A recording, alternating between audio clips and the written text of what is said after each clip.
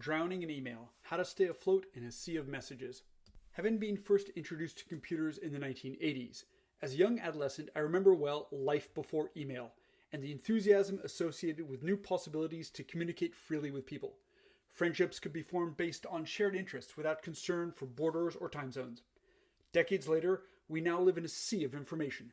Simple, rapid, and ubiquitous communication in the form of email, chat, or text is the norm, and for many of us it has become overwhelming. We have difficulty staying afloat because we are drowning in the incessant flow of messages and always late in our responses. As a university professor and now department head, my email volume has continued to grow year after year, from colleagues, staff, students, upper administration, journalists, civil society, etc. Every morning I have 15 to 20 new messages in my inbox, and during the day this regular flow continues. If I'm away from my computer for a 2 to 3 hour meeting, when I check back in I will have 20 to 30 new emails. Much of these will be academic spam messages inviting me to present at fake conferences. Yes, of course I want to preside a panel at your prestigious biochemistry conference on a topic about which I know nothing, or to submit articles to predatory journals. These are easy to deal with, but the vast majority are legitimate work-related messages that require some thought, more or less detailed responses, and sometimes further work, reading attachments, composing written responses. I get so much email that it's often hard to know where to start, and if all I did was respond to email, this would eat up most of my workday and I'd get nothing else done. Nonetheless, I still prefer email to instant messaging, which I use with relatively few people, a few friends, students, and colleagues. And I've never been a fan of the telephone. Students and colleagues quickly learned that if they want to get in touch with me, the best way is to drop me an email and I will respond quickly. Clearly, each of us will have different ways of managing email and other communication platforms. Your methods may vary. So, the following suggestions are a list of strategies that I've either implemented myself or which colleagues have shared and which may help you stay afloat in a sea of messages. Daily strategies. An early morning person who's awake at 5 a.m. After breakfast, I do 1 to 2 hours of email while drinking my coffee, but I know few people who do this, before getting down to work at 9 a.m. Start by reviewing the inbox, most recent to oldest, and quickly scan and then delete newsletters, forward information messages, for example to colleagues or students, and delete messages to others.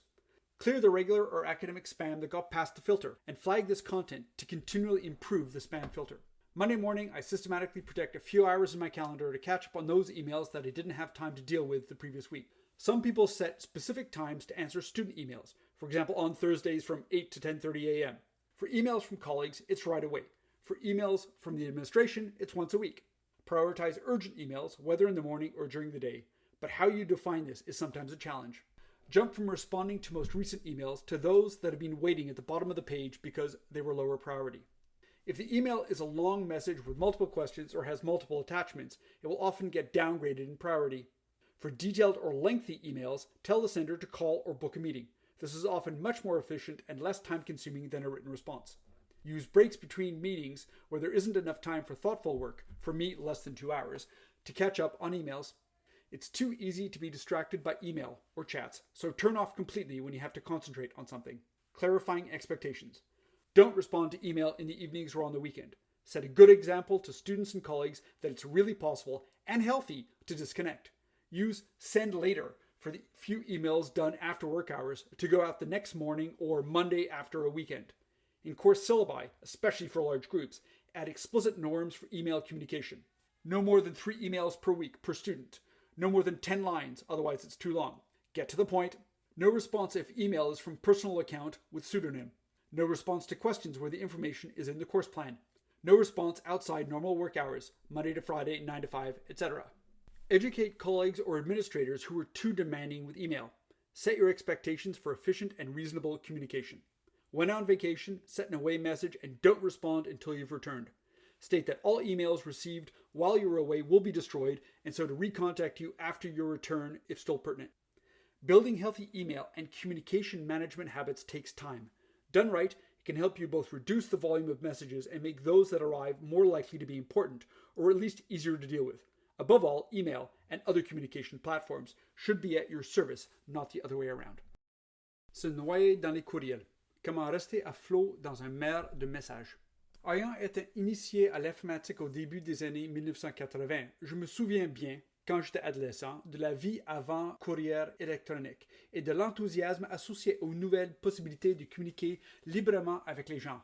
Des amitiés pouvaient se nouer sur la base d'intérêts communs, sans se soucier des frontières ou des fuseaux horaires. Des décennies plus tard, nous vivons dans un mer d'informations.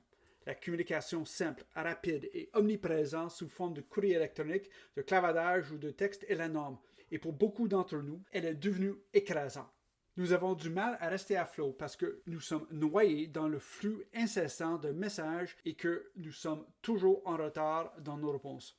En tant que professeur d'université et maintenant directeur du département, mon volume de courrier électronique n'a cessé d'augmenter année après année. De la part de mes collègues, du personnel, des étudiants, de l'administration supérieure, des journalistes, de la société civile, etc. Chaque matin, j'ai 15 à 20 nouveaux messages dans ma boîte de réception et ce flux régulier se poursuit au cours de la journée. Si je m'absente de mon ordinateur pour une réunion de 2 à 3 heures, lorsque je reviens, j'ai souvent 20 à 30 nouveaux courriels. La plupart d'entre eux sont des messages de courriels académiques m'invitant à faire des présentations lors des fausses conférences. Oui, bien sûr, je veux présider un panel lors de votre prestigieuse conférence de biochimie sur un sujet que je connais rien, ou à soumettre des articles à des revues prédatrices. Ces cas sont faciles à traiter. Mais la grande majorité des messages sont des messages professionnels légitimes qui nécessitent une certaine réflexion, des réponses plus ou moins détaillées et parfois un travail supplémentaire, lecture de pièces jointes, composition de réponses écrites. Je reçois tellement de courriers électroniques qu'il m'est souvent difficile de savoir par où commencer. Et si je ne faisais que répondre aux courriels, cela absorberait la majeure partie de ma journée de travail et je ne ferais rien d'autre. Néanmoins, je préfère encore le courrier électronique à la messagerie instantanée que j'utilise avec relativement peu de personnes, quelques amis, étudiants et collègues. Et je n'ai jamais été un fan du téléphone. Les étudiants et les collègues apprennent rapidement que s'ils veulent me contacter, le meilleur moyen est de m'envoyer un courriel auquel je répondrai rapidement. Il est évident que chacun d'entre nous a sa propre façon de gérer le courrier électronique et les autres plateformes de communication. Vos méthodes peuvent varier. Les suggestions suivantes sont donc une liste de stratégies que j'ai moi-même mises en œuvre ou que des collègues ont partagées et qui peuvent vous aider à rester vigilant dans un mer de messages. Stratégie quotidienne. Je suis une personne matinale, réveillée à 5 heures, et après le petit déjeuner, je consacre 1 à 2 heures à mon courrier électronique tout en buvant mon café. Mais je connais peu de gens qui font cela, avant de me mettre au travail à 9 heures. Commencez par passer en revue la boîte de réception, de plus récent au plus ancien, parcourez rapidement puis supprimez les bulletins d'information, transférez les messages d'information, par exemple à des collègues ou à des étudiants, et déléguez des messages à d'autres personnes. Supprimez les courriels réguliers ou académiques qui ont passé le filtre et signalez ce contenu pour améliorer continuellement le filtre anti-spam. Le lundi matin, je protège systématiquement quelques heures dans mon agenda pour rattraper les courriels que je n'ai pas eu le temps de traiter la semaine précédente. Certaines se mettent des horaires spécifiques pour répondre aux courriels des étudiants, par exemple le jeudi de 8h à 10h30.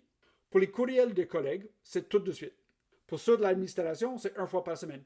Donnez la priorité aux courriels urgents, que ce soit le matin ou au cours de la journée. Mais la définition de cette priorité est parfois un défi. Passez de la réponse aux courriels les plus récents à ceux qui attendent en bas de la page parce qu'ils sont moins prioritaires. Si le message est long et comporte plusieurs questions ou plusieurs pièces jointes, il sera souvent relégué au second plan. Pour les courriels longs ou détaillés, demandez à l'expéditeur d'appeler ou de prendre rendez-vous. C'est souvent beaucoup plus efficace et moins long qu'une réponse écrite. Utilisez les pauses entre les réunions lorsque le temps manque pour un travail réfléchi. Pour moi, moins de 2 heures, pour rattraper les courriels. Il est trop facile de se laisser distraire par les courriels ou les clavardages, alors éteignez-les complètement lorsque vous devrez concentrer sur quelque chose. Clarifiez les attentes. Ne répondez pas aux courriels le soir ou le week-end. Montrez aux étudiants et aux collègues qu'il est vraiment possible et sain de se déconnecter. Utilisez la fonction « Envoyer plus tard » pour les quelques courriels envoyés après les heures de travail qui doivent être envoyés le lendemain matin ou le lundi après un week-end. Dans les plans de cours, en particulier pour les grands groupes, ajoutez des normes explicites pour la communication par courrier écrit. Par exemple, pas plus de 3 courriels par semaine et par étudiant. Pas plus de 10 lignes, sinon trop long. Allez à l'essentiel. Pas de réponse si le courriel provient d'un compte personnel avec un pseudonyme. Pas de réponse aux questions lorsque l'information se trouve dans le plan de cours. Pas de réponse en dehors des heures de travail normales, du lundi au vendredi de 9h à 17h, etc. Sensibilisez les collègues ou les administrateurs qui sont trop exigeants avec le courrier électronique. Définissez vos attentes en matière de communication efficace et raisonnable. Lorsque vous êtes en vacances, définissez un message d'absence et ne répondez pas avant votre retour. Indiquez que tous les courriels reçus pendant votre absence seront détruits et qu'il convient de vous recontacter à votre retour s'ils sont encore pertinents. Il faut du temps pour acquérir de bonnes habitudes en matière de gestion du courrier électronique et de la communication en général. Bien menée, elle peut vous aider à réduire le volume de messages et à faire en sorte que ce qui arrive soit plus susceptible d'être important ou du moins plus facile à traiter. Avant tout, le courrier électronique et les autres plateformes de communication doivent être à notre service et non l'inverse.